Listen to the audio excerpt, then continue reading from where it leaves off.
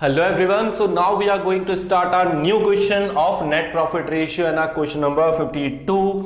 Revenue from operation net sales हमको दी हुई है, नेट सेल्स हमको दी हुई है। अब अगर हमको रिटर्न दिया हो या कैश सेल्स दी हो या हमको क्रेडिट सेल्स दिया हो, हमको भटकना नहीं है। हमको नेट सेल दिया हुआ है, हमारे मतलब की बात हमको पता चल गई है, रेवेन्यू फ्रॉम ऑपरेशन हमको मिल गया। ठीक है, ये देखो भटका रहे हमको, हम भटकने वालों में से नहीं है। हमको रिटर्न दिया है, हम नहीं मानेंगे, कोई रिटर्न नहीं है, इग्नोर करो, फुल इग्नोर। ठीक है, चलो इसके बाद cost of revenue from operation, cost of goods sold हमको दिया हुआ है कितना रुपीस, 5,20,000 रुपीस। ठीक है, मानते हैं कॉस्ट ऑफ गुड्स सोल्ड हमारी लागत इतनी लग गई। इसके बाद यहां पर जो है ऑपरेटिंग एक्सपेंसेस हमको दिए हुए हैं। ऑपरेटिंग एक्सपेंस हमारे कितने हैं, हमारे ऑपरेटिंग एक्सपेंसेस हैं 2,09,000।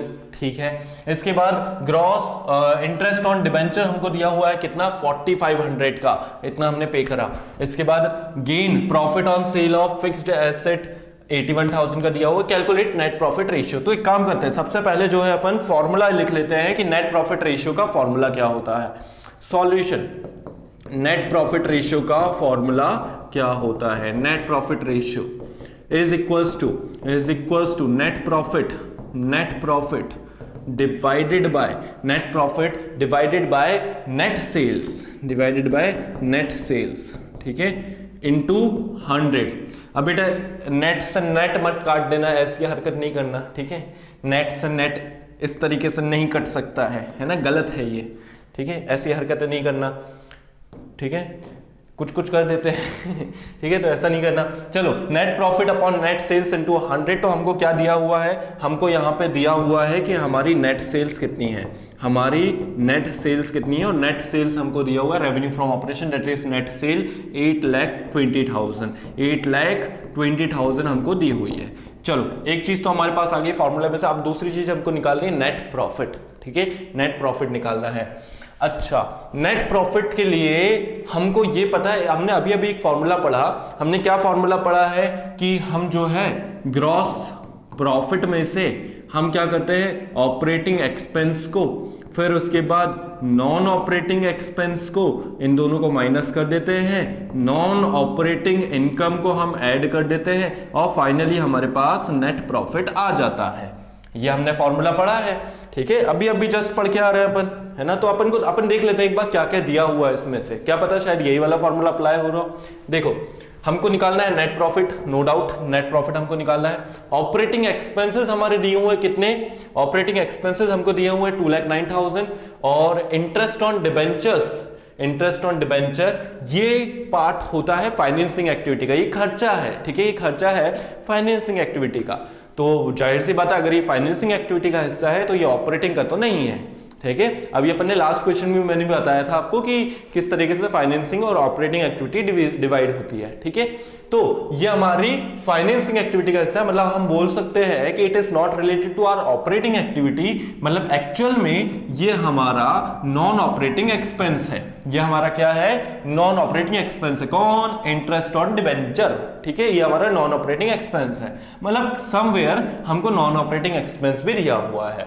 ठीक है, gain profit on sale of fixed asset. ठीक है, profit on sale of fixed asset मतलब 81,000 का आपने कोई भी आपने एसेट बेचा, और एसेट बेचते समय जो है 81,000 का फायदा हो गया। मतलब बुक्स में उसकी वैल्यू मान के चल लो कि 1 लाख रुपए थी, आपने सोचा है मार्केट में जाएंगे तो 1 लाख रुपए में ये बिक जाएगा। आप मार्केट में गए, पता लगा यार वो तो 1,81,000 का बिक गया हो, तो बुक वैल्यू 1 लाख और मार्केट में उसकी वैल्यू कितनी मिल गई आपको, मार्केट में उसकी वैल्यू 81,000 मिल गई। तो 81,000 का आपको क्या हो गया, गेन हो गया। ठीक है, अच्छा, ये चीजें पढ़ते वक्त ना मेरी इच्छा हो जाती है कि बेटा आप लोग 12th क्लास में, लेकिन 11th क्लास का भी थोड़ा सा मैं कंसेप्ट आपको बताते हुए चलो। हो सकता है आपको मालूम हो, नहीं मालूम हो तो एक बात सुन लो। जो फर्क होता है बेसिकली प्रॉफिट और गेन के बीच में, ठीक है, गेन और प्रॉफिट, इसके बीच में एक छोटा सा फर्क है। वो छोटा सा फर्क क्या है वो मैं आपको बता देता हूं। गेन होते हैं इंसिडेंटल।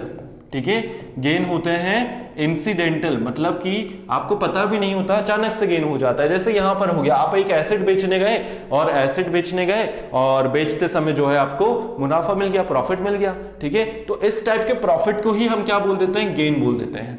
ठीक है। और प्रॉफिट नॉर्मली जो हम सामान बना रहे हैं, हमारा हम जिस सामान का प्रोडक्शन कर रहे हैं वो सामान अगर मार्केट में जाके बेच रहे हैं तो हम उसको प्रॉफिट बोल देते हैं। तो यहाँ पे गेन हुआ है मतलब ये इंसिडेंटल था, ठीक है, गेन हुआ है मतलब ये इंसिडेंटल था, हमको अचानक से भाई एक एसेट बेचा, हमको फायदा हो गया। तो again it's a part of, क्या ये हमारी ऑपरेटिंग एक्टिविटी है, क्या ये हमारा धंधा है बेटा कि हम जो है एसेट को उठाए, एसेट को बेचे और फिर उससे प्रॉफिट कमाए? नहीं यार, एसेट तो हमारे पास इसलिए था कि मशीनरी या फर्नीचर हमारे पास इसलिए था कि हम फर्दर प्रोडक्शन करें और उस प्रोडक्शन को जाके मार्केट में बेचे। तो एसेट अगर हमने उठाकर बेच दिया है तो अचानक से हमको ये इनकम हो गई है, अचानक से हमको ये गेन हो गया है। It's a part of non operating income. ये किसका पार्ट है? ये नॉन ऑपरेटिंग इनकम का पार्ट है, मतलब आपको ये भी दिया हुआ है। तो बस जो अड़ंगा बना हुआ है नेट प्रॉफिट कैलकुलेशन में वो ग्रॉस प्रॉफिट, आपके पास ग्रॉस प्रॉफिट नहीं है। अब ग्रॉस प्रॉफिट अपन कहां से लाए? देखो जरा एक बार, अपन ने फॉर्मूला पढ़ा है बेटा ग्रॉस प्रॉफिट कैलकुलेट करने का, और यहां पे वो दोनों चीजें आपके पास मौजूद हैं। कोशिश करो, देखो फटाफट क्या क्या चीजें हमको दी हुई है। Net sales, cost of revenue from operation 5,20,000।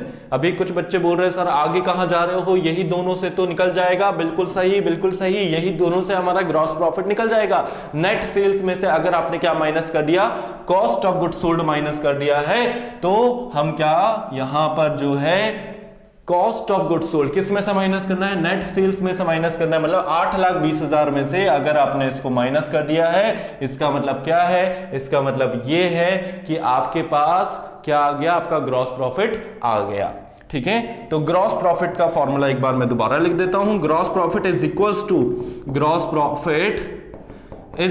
To net sales minus cost of goods sold, ठीक है, cost of goods sold. Clear है? तो यहां पे नेट सेल्स हमारी कितनी है? नेट सेल्स हमारी 8,20,000। बेटा भटकना नहीं, भटकोगे नहीं आप लोग ये रिटर्न को देखकर, ठीक है, भटकना नहीं। आपको नेट सेल दिया हुआ है मतलब वही है, उससे ऊपर कुछ भी नहीं है। क्रेडिट सेल, कैश सेल्स आपको भटकाने की कोशिश करेंगे लेकिन भटकना नहीं है अपन को। 8,20,000 पे स्टिक रहना, ठीक है, 8,20,000 पे स्टिक रहना, और फिर उसमें से आप कॉस्ट ऑफ गुड्स सोल्ड मतलब ये आपका 5,20,000 रुपए, आप इसको क्या कर दोगे? आप इसको माइनस कर दोगे, और फाइनली आपके पास जो आंसर आ जाएगा 8,20,000 में से 5,20,000 आपने माइनस कर दिए, तो आपके पास कितना आंसर आ जाएगा? 3 लाख रुपए। मतलब भाई मुबारक हो, आपके पास हर एक चीज आ चुकी है नेट प्रॉफिट को कैलकुलेट करने के लिए। आपके पास ग्रॉस प्रॉफिट है, हाँ है, हमने निकाल लिया है। ऑपरेटिंग एक्सपेंस है, हाँ है। नॉन ऑपरेटिंग एक्सपेंस है, बिल्कुल है। नॉन ऑपरेटिंग इनकम है, बिल्कुल है, ठीक है। तो चलो अब हम यहाँ पे जो है फॉर्मूला लिखेंगे हमारा यही वाला, और ये फॉर्मूला कैसा बना है तो बेटा लास्ट क्वेश्चन देख लेना जरूर, ठीक है। तो नेट प्रॉफिट हम कैसे निकाल रहे हैं? यहां पर net profit is equals to gross profit. फिर उसके बाद क्या करना है? उसके बाद हमको माइनस करना है ऑपरेटिंग एक्सपेंस को। फिर उसके बाद क्या करना है? उसके बाद जो है, सर इतना बड़ा फॉर्मूला क्यों लिख रहे हो? आपने बता तो दिया है कैसे बनाते हैं, लेकिन मैम को तो खुश करना है ना, मैम को खुश करना है, तो मैम के लिए हम ये फॉर्मूला लिख रहे हैं भाई, नॉन ऑपरेटिंग एक्सपेंस, ठीक है। इसके बाद प्लस नॉन ऑपरेटिंग इनकम, ठीक है। चलो अब हो गया ये खत्म, ठीक है। चलो अब देखते हैं ग्रॉस प्रॉफिट हमारे पास कितना था? 3 लाख रुपीस। कितना था? 3 लाख रुपीस था। फिर इसके बाद ऑपरेटिंग एक्सपेंस हमारा क्या था? ऑपरेटिंग एक्सपेंस हमारा हमको दिया हुआ है भाई, ऑपरेटिंग एक्सपेंस कितना है? 2,09,000 है। नीचे आप नोट में लिख सकते हो, ठीक है, नीचे आप नोट बनाकर लिख सकते हो कि ये जो नॉन ऑपरेटिंग एक्सपेंस है हमने कहां से उठाया? ऑपरेटिंग एक्सपेंस दिया हुआ है कि 2,09,000 है। फिर इसके बाद नॉन ऑपरेटिंग एक्सपेंस हमको देखो दिया हुआ है यहां पर इंटरेस्ट ऑन डिबेंचर आप नीचे लिख सकते हो, नोट्स बनाकर लिख सकते हो कि interest on debenture is a part of financing activity, it is not a part of operating activity, therefore this expense will comes under non operating expense. मतलब ये हमारा नॉन ऑपरेटिंग एक्सपेंस है, तो हम इसको जो है हम इसको भी माइनस कर देंगे। 4,500 को हम इसको भी माइनस कर देंगे। फिर इसके बाद नॉन ऑपरेटिंग इनकम, इसके बाद बाद नॉन ऑपरेटिंग इनकम कितनी हो जाएगी? नॉन ऑपरेटिंग इनकम भाई कहां है? ये gain on sale of asset 81,000। इसको भी आप नीचे नोट बनाकर लिख ही देना कि non operating income gain on sale of fixed asset is a part of non operating income. ठीक है, 81,000। तो भाई ये 81,000 भी आपको क्या करना है? आपको ऐड कर देना है। ठीक है, चलो अब कितना हो जाएगा ये फटाक से इसका आंसर निकाल लेते हैं कैलकुलेट करके। देखो जरा कैलकुलेशन में 3 लाख में से जब हमने 2,09,000 को माइनस करा, 40,500 को माइनस करा, 81,000 को ऐड करा, तो बेटा हमारा आंसर आ गया कितना? 131,500। टोटल हमारा कितना आंसर आ गया? 131,500। मतलब ये क्या है? मतलब ये हमारा भाई नेट प्रॉफिट है। हमारा ये क्या है? नेट प्रॉफिट है। और हमारे पास सेल्स तो हमको दी हुई है, हमारे पास सेल्स तो हमको दी हुई है। नेट सेल्स हमको कितनी दी हुई थी? 8,20,000 दी हुई थी। और नेट प्रॉफिट रेशियो क्या होता है? Net profit upon net sales into 100। मतलब आपके पास नेट प्रॉफिट भी है और नेट सेल्स भी है। डब्बा बना दो, मैम खुश और मार्क्स हमारे पास। ठीक है, तो ये हमारे पास डब्बा भी है, सब कुछ है। चलो अब हम जो है रेशियो लिख देते हैं। हमारा नेट प्रॉफिट रेशियो कितना हो जाएगा? नेट प्रॉफिट रेशियो का आंसर यहां पर आ जाएगा कितना?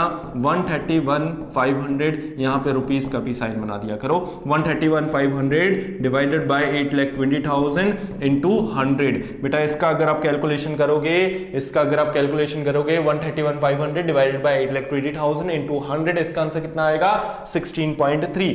ठीक है, 16.3। मतलब फाइनली आपका आंसर कितना आ गया? आपका आंसर आ गया 16.03% इस क्वेश्चन का। तो जल्दी से मैं आपको सॉल्यूशन दिखा दे रहा हूं, क्वेश्चन शो कर दे रहा हूं। जल्दी से पॉज करके स्क्रीन को कॉपी करो और मिलते हैं फिर अपन फर्दर वीडियोस में, जहां अपन और भी इंपॉर्टेंट क्वेश्चन, इंपॉर्टेंट फॉर्मूलाज पर स्टडी करेंगे। तो ये था हमारा क्वेश्चन, इसको भी लिख लेना, बेचारे को काट दिया अपन ने। ठीक है, लेकिन लिख लेना। ठीक है, और ये रहा हमारा सॉल्यूशन। ठीक है, और ये रहा हमारा सॉल्यूशन। ओके, सो मिलते हैं फर्दर वीडियोस में, तब तक पढ़ते रहे, आगे बढ़ते रहे। ओके।